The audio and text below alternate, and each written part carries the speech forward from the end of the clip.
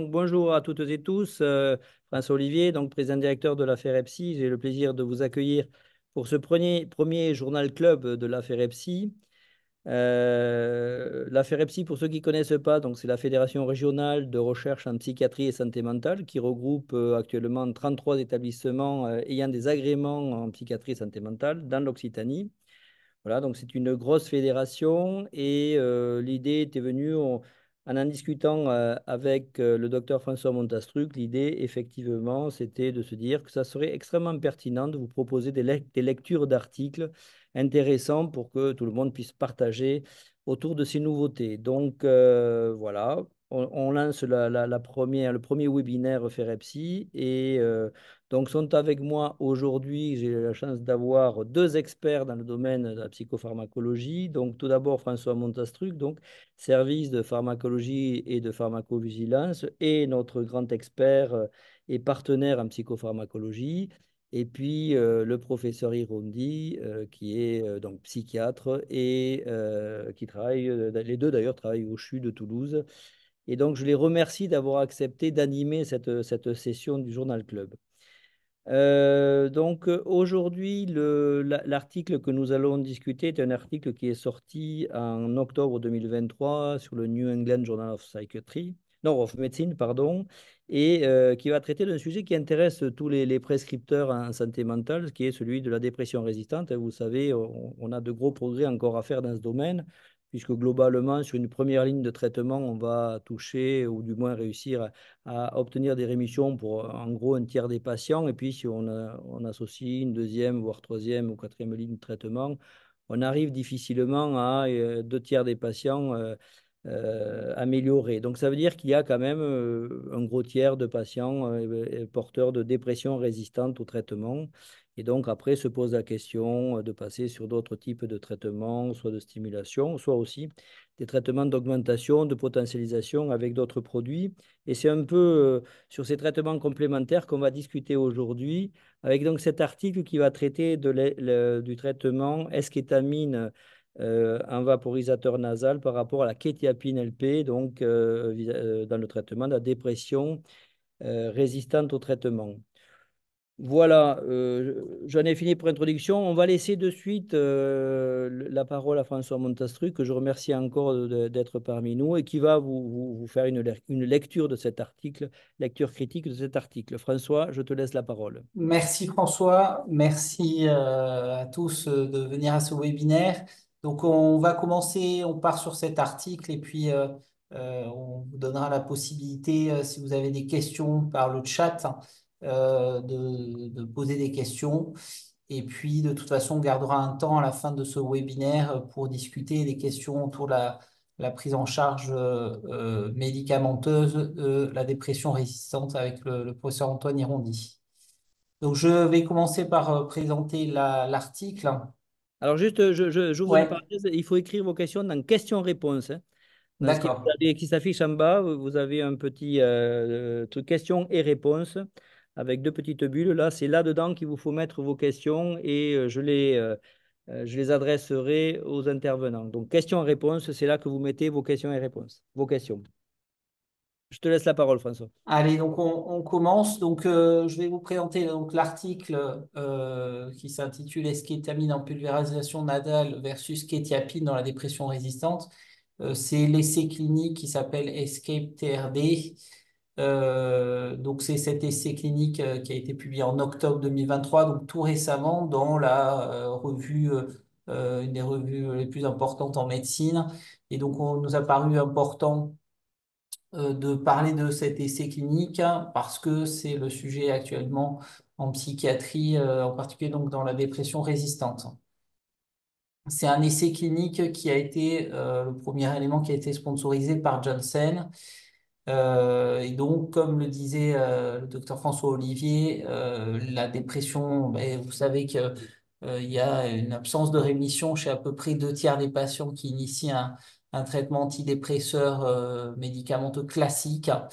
Et parmi les patients qui sont en rémission, après plusieurs médicaments antidépresseurs, il y a aussi de fréquentes rechutes dans l'année suivant la rémission.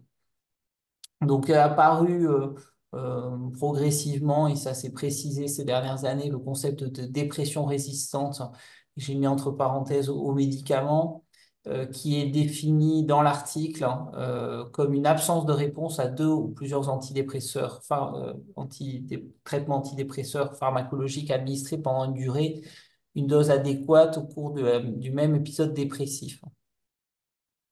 Et on estime que chez ces patients donc, qui ont une dépression résistante, il y a une augmentation du risque d'hospitalisation et de pathologies coexistantes, un taux de mortalité et de suicide élevé, et puis le fardeau économique est très important. Dans ce contexte, donc, il y a toutes sortes de stratégies pharmacologiques qui ont été développées à partir des médicaments classiques antidépresseurs, à savoir les inhibiteurs de la recapture, la sérotonine, et ou de la noradrénaline, et puis d'autres alternatives comme les tricycliques, et plus anciennement les IMAO.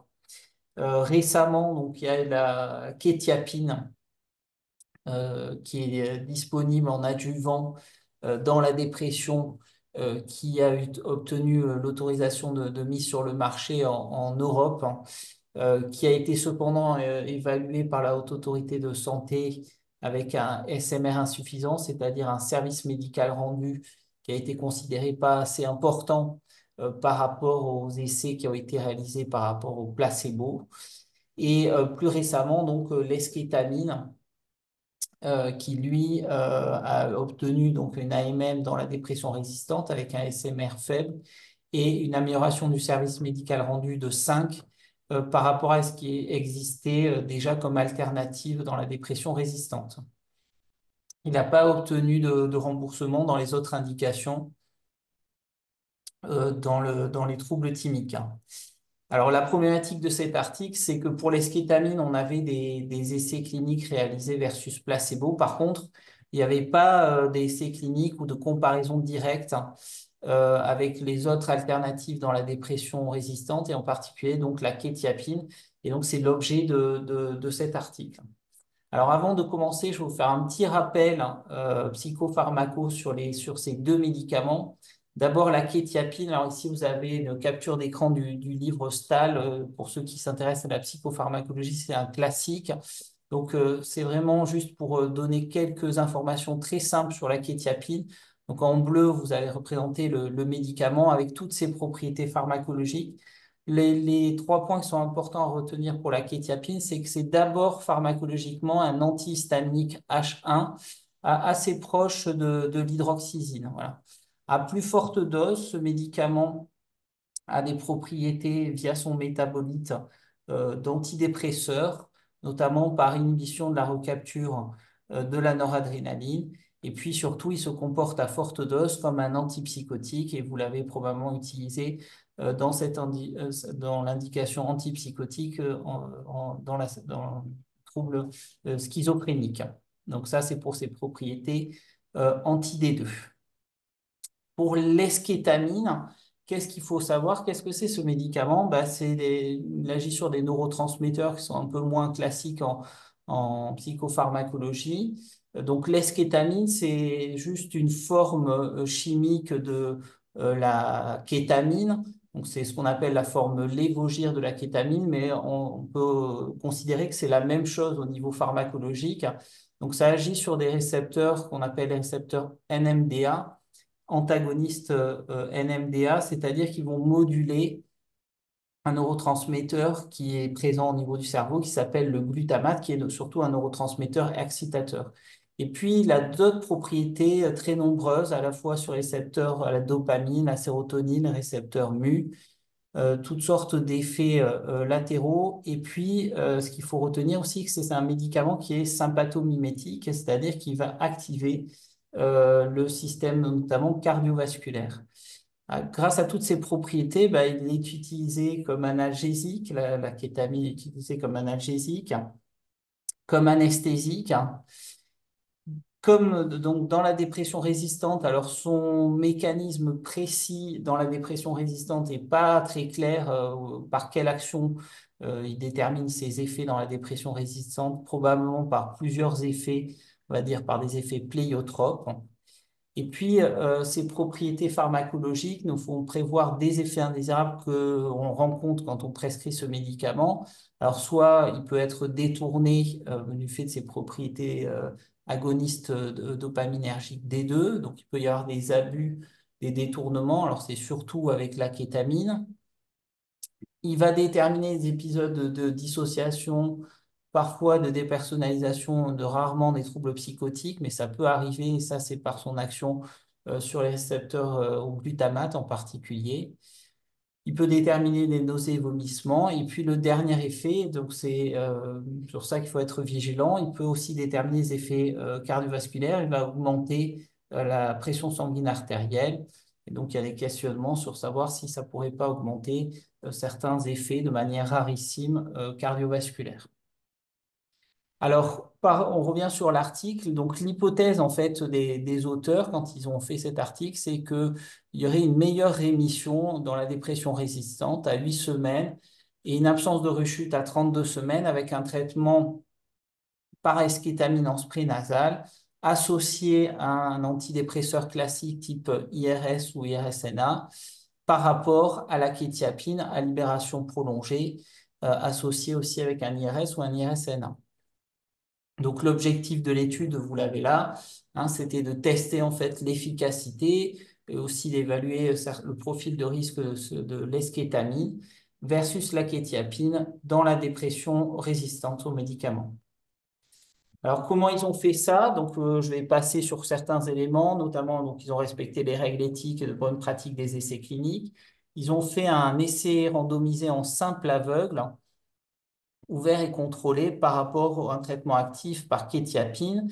Et cet essai, il a été mené dans 24 pays, en particulier pays européens. Alors, ils ont inclus des patients, donc ça c'est important. Quels patients ils ont inclus dans cet essai? C'est des patients qui sont définis comme adultes avec une dépression résistante. Alors, cette dépression résistante, ils l'ont définie à la fois avec les critères du DSM-5 et puis sur l'échelle de dépression, donc ce qu'on appelle l'Inventory of Depressive Symptomatology Clinical Rate Scale, avec un score de 34, qui correspond à un score assez élevé qui indique des symptômes de dépression sévères dans ce cas-là. Pour la notion de dépression résistante, il fallait que les patients aient un épisode dépressif en cours et qu'ils aient testé pour ce épisode dépressif entre 2 à 6 médicaments et pour lequel ils ont eu partiellement une réponse, mais pas satisfaisante au bout de 6 semaines à dose adéquate. Alors, l'essai se faisait en 4 phases. D'abord, il y avait 2 semaines où on sélectionnait les patients, puis 8 semaines où on faisait la phase de traitement initial, puis 24 semaines où on regardait une phase d'entretien, puis il y avait une surveillance sur 2 semaines pour les effets indésirables. Les patients étaient randomisés, c'est-à-dire tirés au sort un pour respecter l'équilibre des 2 traitements. Donc, un groupe recevait l'eskétamine et un groupe recevait la kétiapine et chaque groupe recevait l'IRS qu'ils avaient l'habitude de prendre au moment de la randomisation. Les doses étaient flexibles, ça c'est important, c'est-à-dire que les investigateurs pouvaient augmenter ou baisser les doses d'eskétamine ou de kétiapine en fonction du bénéfice et des effets indésirables. Donc ça, c'était dans un souci de se rapprocher le plus possible des conditions de la vraie vie quand on traite des patients. Je vais passer sur la diapo suivante hein, qui résume, hop là, qui résume le design de l'étude, donc avec ces 4 phases, 2 semaines, puis 8 semaines où on mesure l'effet du traitement, puis 24 semaines où on suit l'évolution avec le traitement par eskétamine versus kétiapine. Ils ont utilisé ce qu'on appelle une analyse en intention de traiter, c'est-à-dire que les analyses d'efficacité ont porté sur tous les patients qui ont fait l'objet d'une randomisation, d'un tirage au sort et qui ont été inclus donc dans l'étude. Ils ont évalué l'efficacité du traitement avec l'échelle MADRS, donc l'échelle de dépression de Montgomery-Åsberg. Et donc, le critère était mesuré à travers des entretiens cliniques avec des évaluateurs indépendants. Et le critère principal, donc, c'était la rémission, c'est-à-dire il fallait que sur l'échelle MADRS, ils aient un score de 10 ou inférieur à 10 après 8 semaines de randomisation. Donc, ils regardaient les deux groupes de patients et ils calculaient le nombre de patients qui avaient des scores inférieurs à 10. Pour les critères secondaires, l'efficacité à long terme, ils les évaluaient avec l'absence de rechute jusqu'à 32 semaines après la rémission à 8 semaines. Donc toujours pareil, ce schéma, vous aurez accès aux diapositives. Rapidement, un mot de statistique, mais c'est pas l'objet de ce journal club. Ils ont calculé bien sûr une puissance à 90%. Ils ont fait une approche de type imputation des non-répondeurs, c'est-à-dire s'il y avait un patient qui interrompait son traitement au cours de l'essai, ils considéraient que l'issue était défavorable au traitement pour lequel il était exposé. C'est-à-dire s'il arrête l'eskétamine, il considérait que le bénéfice n'était pas, ne répondait pas aux critères de jugement principal. Ils ont fait des modèles statistiques pour répondre donc à l'objectif. Alors les résultats, voici donc ici les caractéristiques à l'entrée de l'essai clinique. Donc c'était des caractéristiques de patients donc, qui étaient comparables entre les deux groupes, une moyenne d'âge de 45-44 ans en fonction des deux groupes, mais c'était assez similaire. Une majorité de femmes. La majorité des patients, autour de 60%, 61%, avaient eu deux médicaments précédemment la randomisation. Donc, deux antidépresseurs avaient déjà été testés. Ils étaient en épisode dépressif depuis plus d'un an et leur moyenne à la MADRS était autour de 31 au score de l'échelle. Voici les résultats principaux de l'essai. Donc ici, en haut, en A, vous avez donc le pourcentage de patients qui sont en rémission à 8 semaines. Vous avez 27 patients, 27% des patients qui sont en rémission dans le groupe eskétamine et 17% dans le groupe kétiapine, ce qui correspond à une différence de pourcentage pondéré sur les facteurs de confusion autour de 9% de différence de rémission à 8 semaines. Et la différence était statistiquement significative, donc c'est-à-dire qu'il y avait statistiquement plus de patients en rémission à 8 semaines dans le groupe eskétamine par rapport au groupe kétiapine. Quand on évaluait le risque d'absence de rechute à 32 semaines, alors cette différence existait toujours, mais elle était moins importante, avec 7% de différence entre les deux groupes. Et concernant les causes de rechute, il y avait notamment des rechutes qui étaient assez fréquentes dans le groupe eskétamine pour une aggravation de la dépression ou des cas de tentative de suicide un peu plus fréquents dans le groupe eskétamine.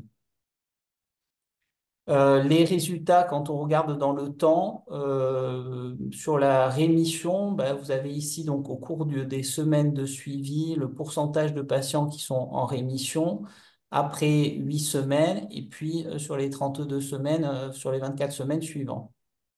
Donc on voit très rapidement qu'il y a une différence entre le groupe eskétamine en bleu foncé et kétiapine en bleu clair, puisqu'à 8 semaines, il y a une différence de taux de rémission qu'on observe, et puis après, ça se maintient au cours du temps. Cette différence de rémission, elle apparaît significative à peu près à partir de 6 semaines. Quand on regarde le score AMADRS au cours du temps, on s'aperçoit qu'il y a une différence significative, statistiquement significative à 8 semaines, qui est autour de 2,8 points sur l'échelle de MADRS. Et puis cette différence se poursuit, se réduit un petit peu, et à 32 semaines, on a 2,2 points entre le groupe traité par eskétamine et le groupe kétiapine. Concernant les événements indésirables, il n'y avait pas de grande différence, mais il y avait quand même plus d'événements indésirables dans le groupe eskétamine. Presque 92% des patients sous eskétamine faisaient un effet indésirable. Et il y avait aussi plus d'effets indésirables graves, c'est-à-dire qui entraînaient les hospitalisations ou le décès. Donc il y avait deux décès, un décès lié à un AVC dans le groupe kétiapine et un décès dont la cause n'est pas précisée dans l'essai clinique. Donc voilà pour la présentation des résultats. Donc l'essai clinique conclut à une différence statistiquement significative en faveur de l'esquétamine par rapport à la quétiapine chez les patients définis comme dépression résistant, comme je vous l'ai présenté.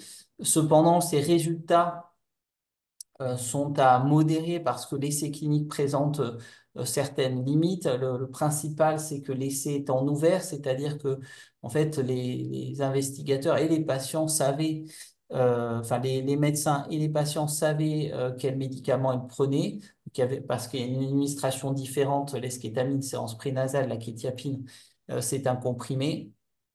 Donc ça a pu majorer certains biais en faveur pour favoriser l'eskétamine, parce que si je suis un patient et que je veux participer à un essai clinique pour être traité pour tester l'eskétamine, si je me retrouve dans le coup de kétiapine, ben, je vais peut-être moins avoir envie de poursuivre l'essai clinique.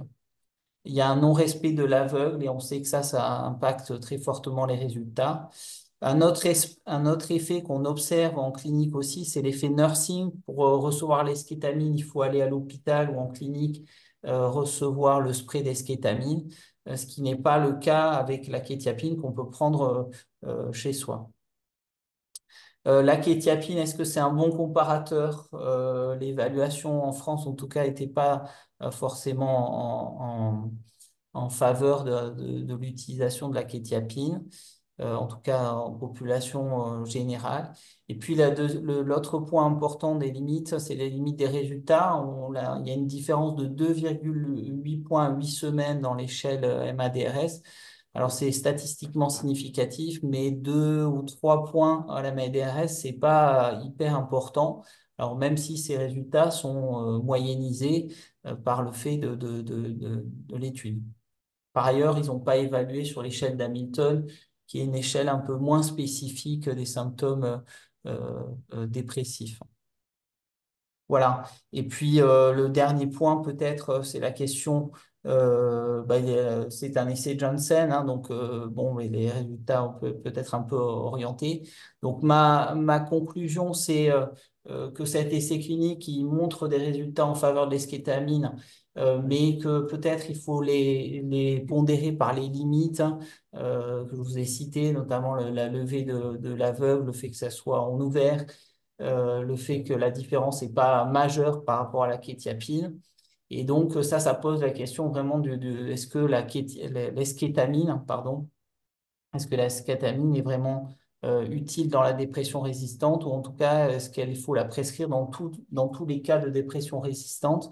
Et c'est un peu l'objet aussi de ce journal club de pouvoir discuter de cet aspect-là et notamment de la réunion de concertation pluridisciplinaire qui est proposé au CHU autour du professeur Antoine Hirondi pour justement essayer d'identifier les patients potentiellement répondeurs. Voilà pour la présentation. Je m'arrête là et je suis à votre écoute s'il y a des questions spécifiquement sur l'essai clinique et sinon je vais laisser la parole. Ok, je Merci. reprends la main. Merci François, merci beaucoup pour cet exposé. Juste, quelqu'un a posé la question de savoir si cette communication sera en replay. Alors oui, très rapidement, vous retrouverez sur le compte YouTube de la FEREPSI ce webinaire. Donc si vous avez raté le début, n'hésitez pas, dans quelques jours, vous l'aurez en replay sur le YouTube FEREPSI. Voilà, pas de questions pour l'instant. Alors, je rappelle donc que vous pouvez poser des questions en cliquant sur QR qui apparaît sur la barre inférieure de l'écran. Donc, n'hésitez pas à poser des questions et je les ferai passer aux deux interlocuteurs. D'une façon générale, François, on te sent un peu critique et dubitatif. Pourtant, 9% et 7%, ça paraissait pas mal au départ. Tu sembles plus dubitatif quand tu prends les 2,8 et 2,2 de MADRS. Ça te Ouais, vraiment. Hein. je crois que l'essai clinique est designé pour essayer de démontrer un bénéfice. Il présente quand même certaines limites, ce que j'ai cité, et ces limites peuvent contrebalancer l'observation statistiquement significatif qui est montré par l'essai clinique, hein. Donc la question, c'est est-ce qu'il faut prescrire l'eskétamine dans la dépression résistante? C'est un peu l'objet aussi de ce journal club. En tout cas, les résultats, l'essai clinique conclut un bénéfice de l'eskétamine. Moi, je dis que peut-être dans le panel des patients qui ont sélectionné, le bénéfice est moins certain parce que cet essai clinique a des limites, hein. Et peut-être qu'il y a un intérêt à mieux identifier les patients répondeurs par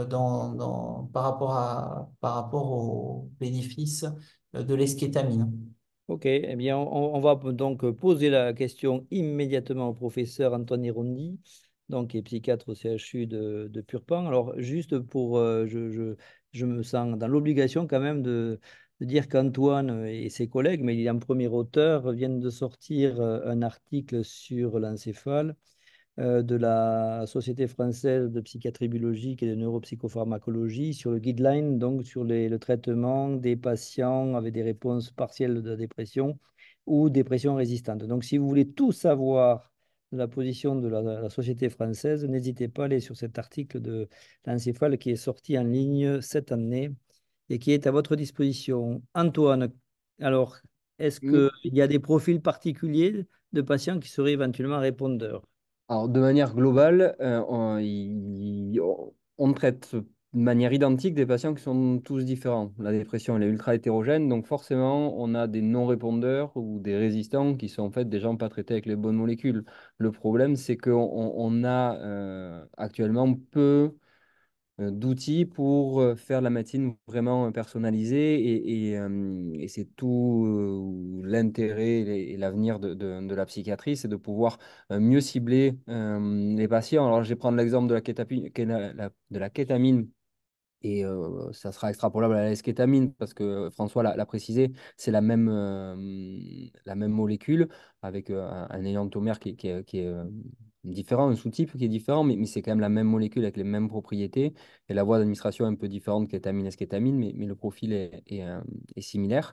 Mais c'est vrai que la même chose avec différentes molécules et différents profils de patients. Donc l'idée, c'est de pouvoir apporter des éléments de réponse par rapport à ce qu'a présenté François.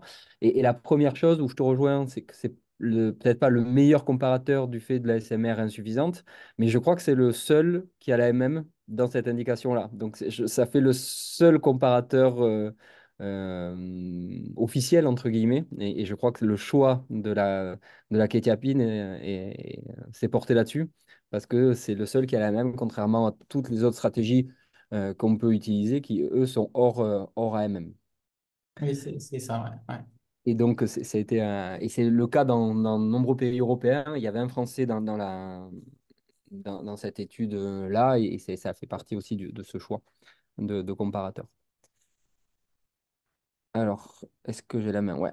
Bon, du coup, mes liens d'intérêt, comme on parle de pharmacologie, et du coup, il y a un intérêt par rapport à ça. Que faire dans des situations de non-réponse? Donc, l'exemple qu'a présenté l'article de François, et comment on pourrait un peu mieux cibler les patients par rapport à leur profil clinique ou biologique ou de neuroimagerie ou toute une série de biomarqueurs qu'on peut mettre en avant et qu'on pourra développer dans le futur.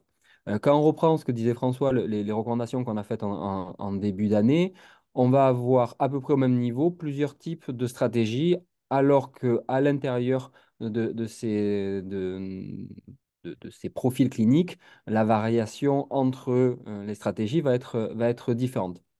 Quand on prend les recommandations, et ça reprend des recommandations internationales, c'est au départ des monothérapies et ensuite l'association, soit des combinaisons, soit des add-ons, et en priorisant au départ des traitements bien tolérés, les IRS, les IRSNA, et ensuite dans un deuxième temps des traitements qui sont moins bien tolérés, notamment les tricycliques ou avec un niveau de preuve qui est plus faible. Et quand on regarde les associations possibles dans des add-ons, donc autres que des antidépresseurs, on retrouve la eskétamine, la kétiapine qui sont au même niveau en première ligne, donc les deux agents qu'a présenté François. La kétamine est en deuxième ligne, c'est un panel d'experts français. L'explication qui existe que la kétamine soit en deuxième ligne contrairement à la eskétamine, c'est que dans la dépression résistante, la eskétamine a la MM, la kétamine l'a pas. Donc c'est quand même plus simple et c'est recommandé de prescrire dans le cadre de la MM plutôt que de prescrire dans le cadre hors AMM. Et si on prend l'exemple du CHU, pour la dépression résistante, on utilise de la eskétamine. Dans le cas de dépression unipolaire, dans la dépression bipolaire, on utilise de la kétamine parce que l'AMM est uniquement sur la dépression résistante unipolaire. Mais on va voir que les profils ne sont pas forcément les mêmes et c'est peut-être ça qui doit guider. Et dans le cadre des RCP, c'est ce genre de questions qu'on doit se poser. Et dans un avenir proche, on espère qu'on pourra avoir des éléments de réponse pour l'ensemble de ces molécules. Quand on regarde les travaux de Liane Williams, qui est une chercheuse américaine qui travaille sur des différents profils de dépression, elle, si elle prend uniquement, parce que c'est son champ d'intérêt, la neuroimagerie, elle sépare 6 profils cliniques différents avec une symptomatologie qui va être différente et des réseaux neuronaux mis en jeu qui vont être différentes de la composante de rumination, l'évitement anxieux, les biais négatifs, donc le pessimisme, l'hypervigilance à la menace, c'est ce qu'on peut retrouver également partagé avec le trouble de stress post-traumatique, la perte de plaisir ou la perte de sensibilité au monde environnant, la composante d'inattention, des composantes cognitives et les biais cognitifs qu'on peut retrouver également dans la triade de Beck, qui mettent en jeu qui sont sous-tendus par des réseaux neuronaux qui vont être différents. Et en 2017, elle a sorti un papier en montrant que un certain nombre de stratégies thérapeutiques répondaient mieux à certains profils cliniques, donc mixant de la neurostimulation, de la psychothérapie et des traitements médicamenteux.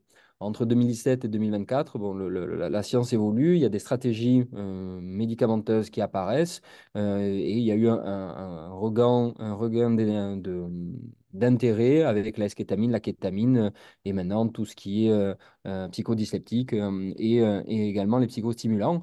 Et les neurotransmetteurs mis en jeu ne sont pas les mêmes en fonction des différents circuits neuronaux retrouvés. Quand on regarde donc sur un papier également de son équipe, on va avoir un certain nombre de ces sous-types qui peuvent être présents, donc des fois de manière conjointe chez certains patients, mais tous les patients ne vont pas être forcément anxieux, tous les patients ne vont pas être forcément anédoniques, tous les patients ne vont pas avoir forcément des troubles cognitifs. Et donc, du coup, les stratégies thérapeutiques qui vont être proposées, ben, si on est logique, il faudrait qu'elles varient en fonction du profil clinique. Le problème aujourd'hui, on a peu de données dans la littérature et quand les études sont faites, qu'elles sont académiques ou industrielles, on inclut des patients avec un épisode dépressif. On n'inclut pas une personne qui est anédonique, ou on n'inclut pas une personne qui a une symptomatologie anxieuse. Et donc, du coup, on regarde l'effet global du traitement, ce qui est probablement pas la meilleure solution. Si on se focalise sur la partie kétamine, qui correspond à l'objet du papier du New England, on va voir que il y a, malgré le côté dirty drug que présentait François et qui est un frein sur cette idée de médecine de précision, et Andrew Miller, qui est psychiatre aux États-Unis, n'est pas un grand défenseur de la kétamine à cause de ça, trouve que ça touche trop de neurotransmetteurs, mais malgré ce côté dirty drug, il y a certaines situations et certains réseaux neuronaux qui semblent correspondre au profil de la kétamine. Donc là, j'ai piqué une diapo du professeur Liane Williams qui a testé un certain nombre de molécules en fonction des profils cliniques et notamment la kétamine sur un profil d'atteinte du réseau de Science. Alors sur les diapos précédentes, ça correspondait à des éléments de composants anxieuses, une anxiété qui est importante avec un évitement associé à cette anxiété. Et il y a d'autres stratégies qui ont pu être essayées. Et du coup, elle a regardé quelle était l'action de la kétamine sur ce réseau de manière très spécifique. Et on voit que alors c'est de la perfusion de kétamine IV, on n'est pas sur de la S-kétamine, mais le mécanisme est le même. Alors la biodisponibilité va varier, les posologies vont varier, mais la structure pharmacologique va être identique. Et on voit qu'on a des modifications de la connectivité fonctionnelle entre ce réseau de science et l'amygdale qui était altérée chez ces patients avec ce profil clinique, ce profil de neuroimagerie, et donc qui était associé à la partie euh, réponse de la kétamine. Donc il y avait un profil pathologique sur le réseau de science et la kétamine semble avoir une action sur ces éléments-là.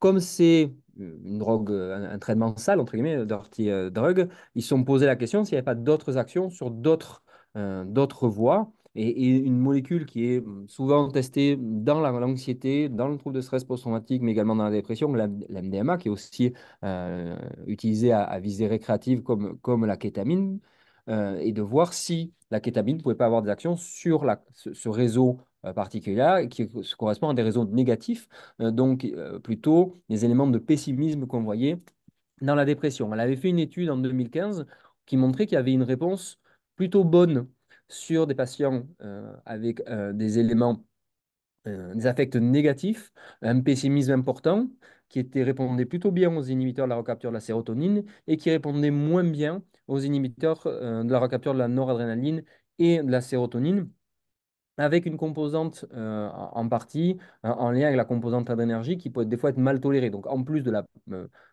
réponse intrinsèque du traitement, il y avait le côté de tolérance qui était associé.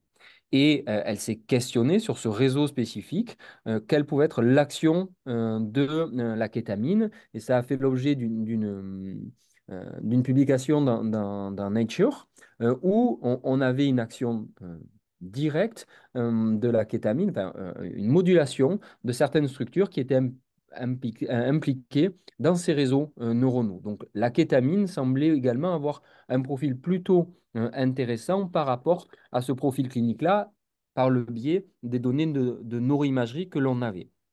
Bien sûr, la kétamine a été essayée dans les autres profils, et là, pour le coup, les éléments de réponse étaient moins probants.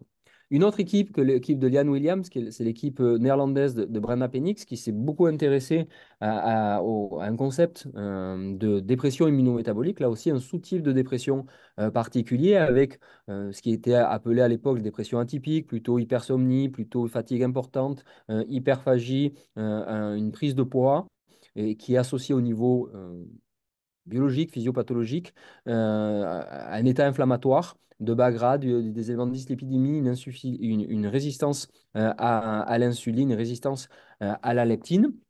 Donc, ces patients qui sont à risque cardio-métabolique de manière très importante et qui sont connus pour être de très mauvais répondeurs aux traitements antidépresseurs classiques, notamment les IRS et les IRSNA.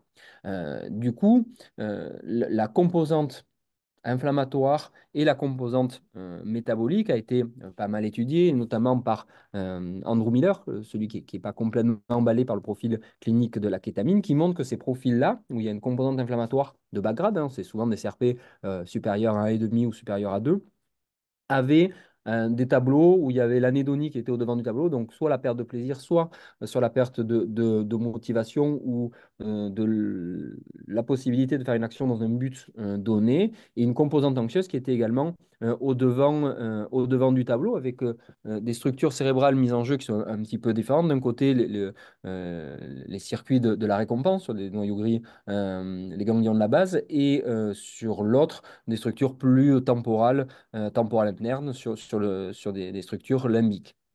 Et la composante inflammatoire a tendance à court-circuiter la voie de la dopamine avec, au niveau cérébral, une altération pour la composante anédonique de ces circuits de la récompense.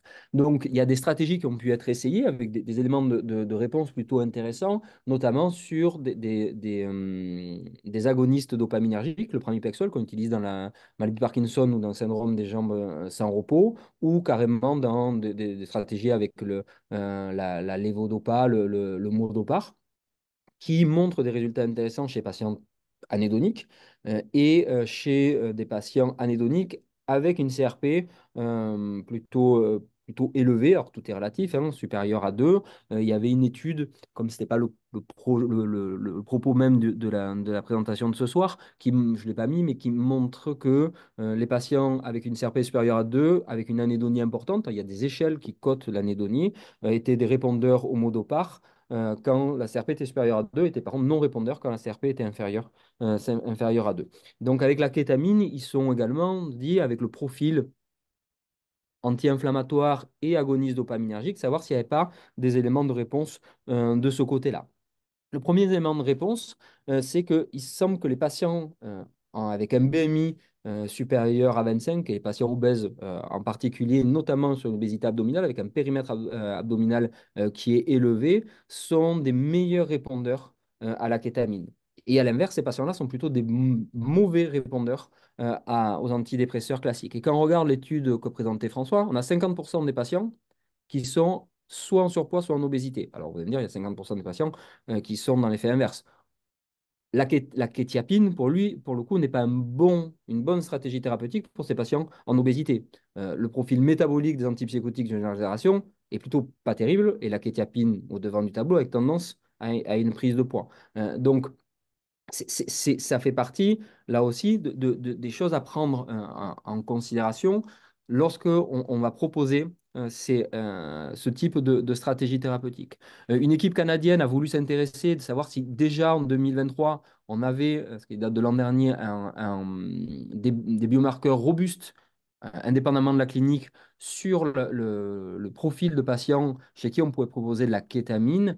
Ce qui semblait le plus intéressant, c'était la CRP. Là encore, il y a trop peu d'études. La méta-analyse est de faible niveau et c'est une tendance à la significativité. Et il y a très peu de patients dessus. Donc, il faudra probablement des très grosses études pour évaluer l'intérêt sur la CRP, de la CRP ultrasensible, pas la CRP inférieure à 5, supérieure à 5, comme on peut l'utiliser notamment sur comme démontrent les résultats sur le pramipexole, probablement un cutoff aux alentours d'1,5 ou 2 pour vraiment avoir une idée de savoir si ces patients-là sont un profil biologique plutôt répondeur. Mais ce qu'il faut se dire, c'est que on ne va pas traiter de la même manière tous les patients avec un épisode dépressif non répondeur parce qu'ils ont des profils cliniques qui vont être extrêmement différents. Et quand on regarde, là encore, c'est une diapo que j'ai piquée sur une présentation de Liane Williams.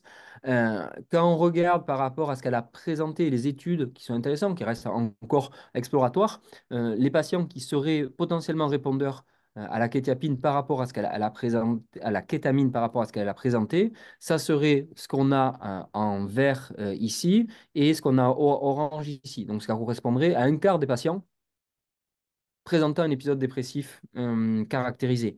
Euh, D'où l'intérêt quand même de cibler bien les patients. Alors, il y a un double intérêt. Il y a un intérêt sur la eskétamine économique, parce que ça coûte extrêmement cher. Donc, donner un traitement qui est extrêmement cher sur un patient qui est probablement pas répondeur, il n'y a pas vraiment un intérêt. Et si on reprend la kétamine IV, qui là, pour le coup, vaut rien enfin, d'un point de vue comptable, elle vaut rien. Mais avec le côté dirty drug que présentait François, le risque de mésusage, même si pour l'instant, il n'est pas très élevé, le risque au long cours, même si pour l'instant, les données sont plutôt rassurantes, mais il y a des pics de tension artérielle sur de l'aigu. Donc, on peut se dire qu'est-ce qui se passe sur de long cours.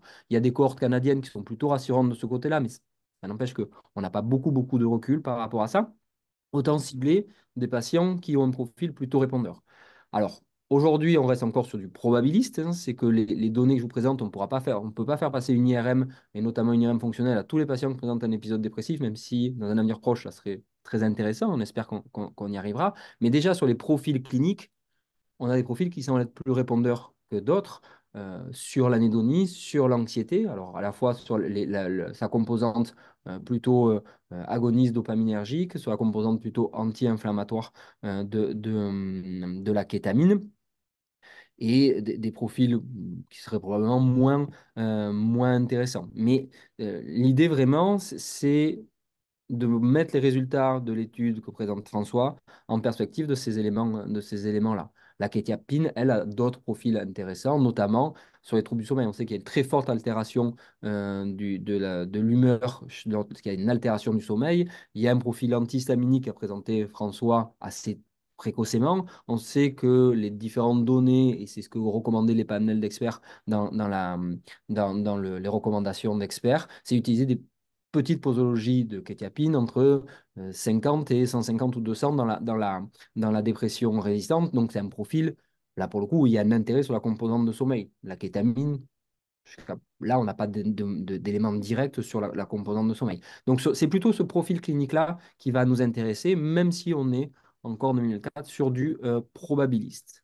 Donc voilà, c'était juste pour compléter un peu les données qu'a présenté François. Et après, s'il y a des questions, on peut essayer d'y répondre avec François, avec l'aide de Oui, François. donc merci Antoine, merci beaucoup. Donc n'hésitez pas, si vous avez des questions, allez-y sur le petit onglet Q et R, donc posez vos questions, je relayerai.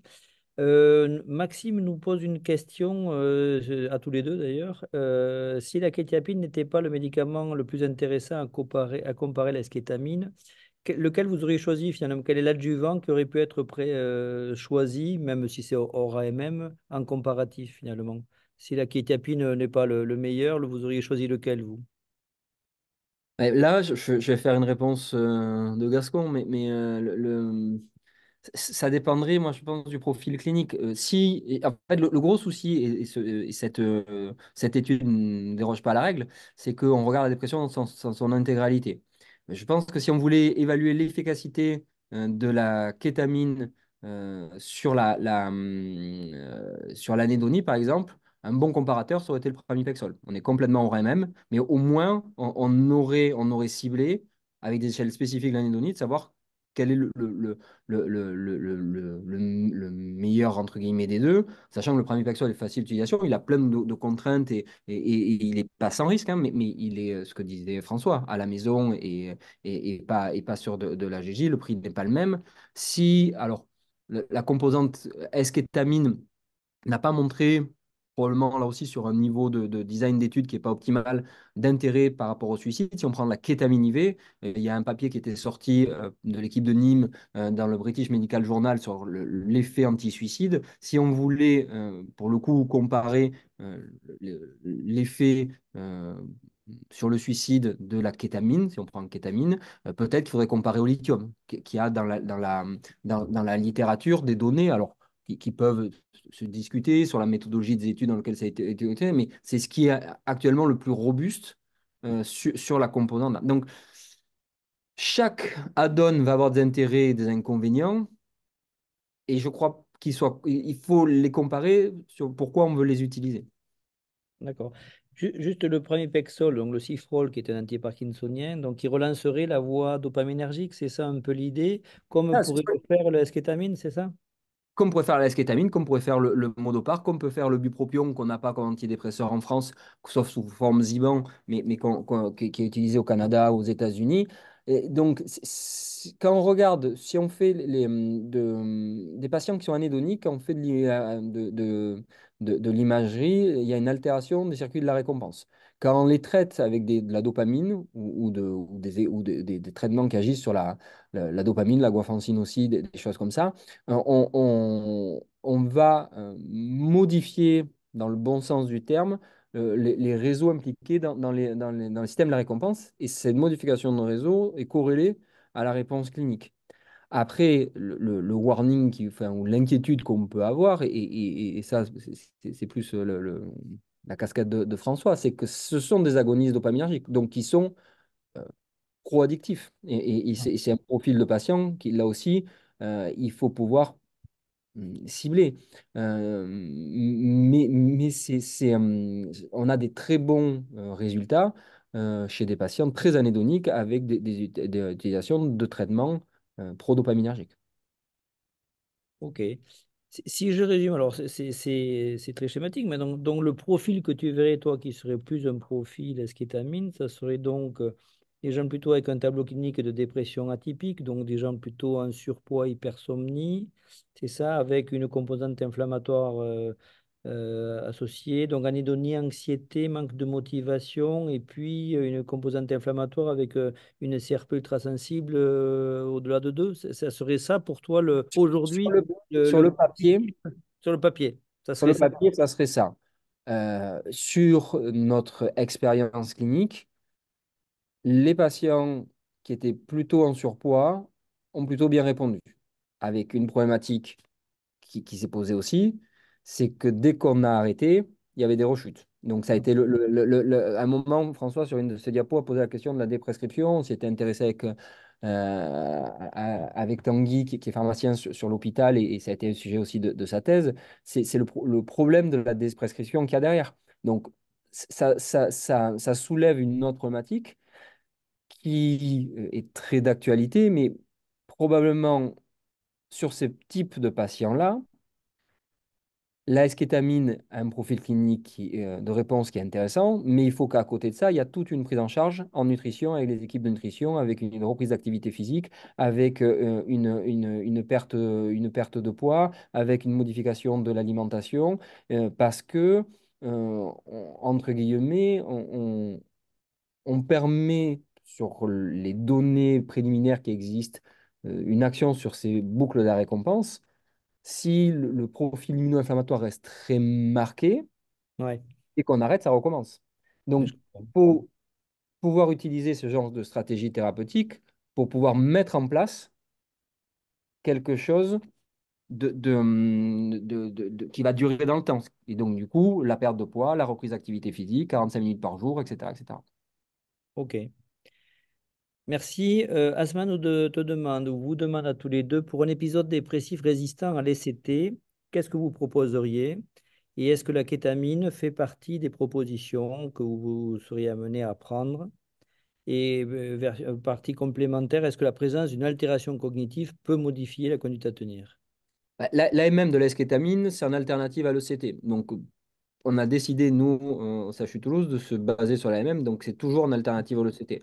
Soit c'est qu'il n'y a pas eu d'effet à l'ECT, soit c'est que le patient a refusé les ECT, soit c'est que la NEST n'a pas voulu l'endormir.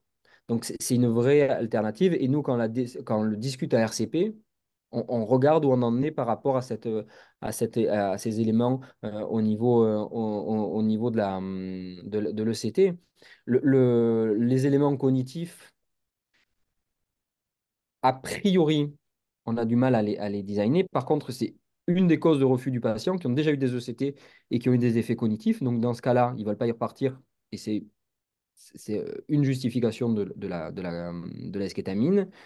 Par contre, l'existence de troubles cognitifs en amont n'est pas un prédicteur du risque de troubles cognitifs pour le CT. Et souvent, beaucoup de gens qui ont des atteintes cognitives liées à la dépression s'améliorent avec le CT. La cognition s'améliore avec le CT. Donc, la présence d'altérations cognitives pré-traitement n'est pas un bon marqueur. Par contre, voilà, le fait qu'il y ait déjà eu des ECT avec des éléments cognitifs, souvent les patients ne veulent pas y repartir. Ok. Le, moi, ce que je voulais rajouter, c'est qu'à la RCP, bah, tu l'as dit, hein, mais c'est pas du tout du coup les mêmes patients que dans l'essai clinique, hein. On veille justement qu'il y ait eu les différentes alternatives, notamment l'essai de tricyclique, d'autres stratégies médicamenteuses, et puis l'autre aspect, le pharmacologue paradoxalement doit souligner, c'est que dans l'essai clinique, on ne parle pas du tout de psychothérapie. Et bien sûr, ça fait partie de la prise en charge. Donc ça, c'est un gros défaut de l'évaluation en particulier de l'esquétabine, c'est que, ou d'autres médicaments récemment testés, c'est l'évaluation comme potentialisation en association à une psychothérapie et différents axes de psychothérapie. Donc ça, c'est un point important. Et après, l'autre point important de la RCP, hein, c'est qu'on veille aussi à toutes les potentielles contre-indications, effets indésirables qui ont été soulignés, donc les effets cardiovasculaires, le risque d'abus, les contre-indications pendant la grossesse, parce que c'est un risque de malformation les effets indésirables urinaires. On a des atteintes, des cystites potentiellement graves sur des usages répétés. Et puis potentiellement aussi le passage à l'acte, le risque suicidaire est évalué aussi lors des premières administrations, hein. Donc, juste pour signaler, voilà, dans le cadre de la RCP, c'était l'objet un peu de cette RCP, c'est de cibler les patients et on s'éloigne finalement un peu du topic des patients qui ont été inclus dans l'essai clinique du New England, ouais. En Ok. plus de tous les éléments qu'Antoine a apportés. Il y avait une autre question, hein. Oui, Rémi nous demande, ne serait-il pas intéressant de comparer les add-ons médicamenteux aux add-ons non médicamenteux dans les états dépressifs résistants, comme par exemple les thérapies d'activation? Si, mais là aussi, je pense qu'il faut cibler des patients, enfin, des profils cliniques qui sont répondeurs, enfin, qui ont un bon profil clinique pour les deux. La RTMS, c'est difficile. Il y avait un papier qui était sorti dans un Nature, je crois, il y a quelques années, qui montrait des profils, des biotypes de réponse clinique qui n'a pas été répliqué. C'est toujours le problème des biomarqueurs. Il faut pouvoir les répliquer. On trouve souvent des biomarqueurs, on a du mal à les répliquer. Là, si on prend les travaux de Liane Williams, elle montrerait que enfin, elle a ciblé elle, ses réponses à la TMS chez les patients avec des atteintes du default mode network, du réseau de repos, avec des ruminations de cette thématique-là pour la TMS, mais également pour les IRS. Et donc peut-être qu'il faudrait comparer des profils répondeurs pour des patients donnés. La luminothérapie, ça serait plutôt sur la composante sommeil. Peut-être qu'il faudrait faire IRS plus luminothérapie, avance de phase mélatonine versus IRS et mirtazapine, ou IRS et Kitaxon, qui aux États-Unis peut être utilisé dans les troubles du sommeil. Donc probablement qu'il y a des profils où là on pourrait un peu plus cibler l'intérêt de la stratégie thérapeutique, parce que c'est pas toujours la molécule. Ok, mais j'ai l'impression quand même qu'on a un peu de mal, parce qu'on tourne autour de ce sujet depuis un moment, à mettre en parallèle à la fois des profils cliniques et des réseaux neuronaux adéquats. Enfin, on n'arrive pas, je trouve, à avoir une Sur l'IRM fonctionnel, différence. ils ont quand même bien progressé. Et alors, aux États-Unis, et c'est tiré par Liane Williams, qui a pris la comparaison, ce qu'on n'a jamais fait jusqu'à maintenant, de la cardiologie, en disant il peut y avoir des atteintes cardiaques au repos, et après, il y a l'épreuve d'effort. Et elle prend l'exemple qu'il y a des réseaux de repos, le réseau de Salience, le Cognitive Network, le Default Network, qui sont altérés au repos dans la dépression. Et après, il y a sur des situations de tâches, des tâches positives, des tâches négatives. Et du coup, elle est repartie de ce principe-là et elle arrive, ça reste de la recherche et pas de la clinique, mais à définir des profils cliniques qui paraissent plus intéressants. Et je- on n'a jamais été aussi loin dans cette démarche-là. Mais il y a une Donc, adéquation avec des profils cliniques, c'est-à-dire que ces ouais, activations de réseaux neuronaux ouais, correspondent à des profils cliniques particuliers. qui correspondent à des profils cliniques particuliers. Voilà. Donc, on ne couvre pas tous les éléments de la dépression, mais on en couvre un certain nombre. Probablement, il y a des choses un peu intermédiaires, mais il s'est associé à des symptômes cliniques qui sont différents d'un réseau à l'autre. Ok. Ce François, tu voulais Ouais, préciser? non, par rapport à les histoires de réseau, le schéma classique, on agit sur une voie de neurotransmetteurs et ça donne des effets sur tel symptôme. Peut-être ça, c'est une vision voilà, très, très primitive et qui, Solette, au moins. justement évolue avec ce que dit Antoine sur les concepts en neuropsychopharmacologie. Voilà, c'est tout ce que je voulais dire, c'est que les choses simplistes ne rendent pas compte des effets des médicaments en clinique et puis les effets symptômes sur les symptômes. Ok, bah écoutez, étant le gardien de l'heure, je vois qu'il est 18h29, donc on avions défini de finir à 19h30. Je voulais vous remercier très sincèrement tous les deux, c'était brillant et intéressant. Je pense que tous les cliniciens s'interrogent après votre intervention et on se dit que l'avenir nous amène, j'espère, des données et que la recherche va continuer à progresser sur ces adéquations entre les profils cliniques et des thérapies spécifiques. Merci à tous les deux. Et attendez, il y a une autre question. Non, je crois que c'est bon. Je vous remercie vraiment beaucoup et je vous souhaite écoutez, de se retrouver lors d'un prochain webinaire, lors d'un prochain journal club. À très bientôt. Merci beaucoup. Merci beaucoup. Merci. Au Au revoir. revoir. Au revoir.